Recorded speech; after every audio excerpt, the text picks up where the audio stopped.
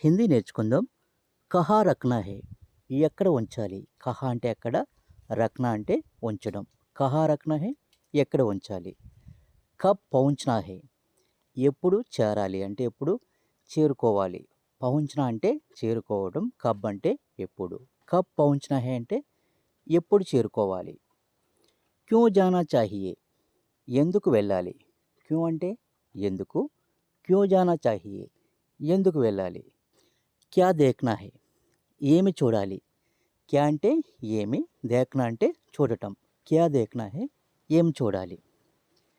కిస్కే సాత్ బైఠనా హై, ఎవరితో పాటు కూర్చోవాలి. కిస్కే సాత్ అంటే ఎవరితో పాటు లేదా ఎవరితో.